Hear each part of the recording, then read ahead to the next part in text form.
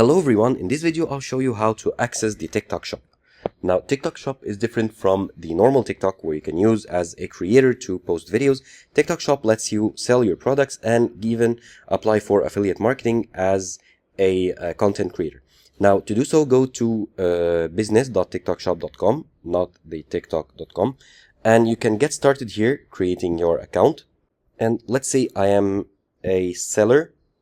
Okay, learn more. And here I need to make sure I am in the supported countries. So let's say North America, let's say I'm in the United States.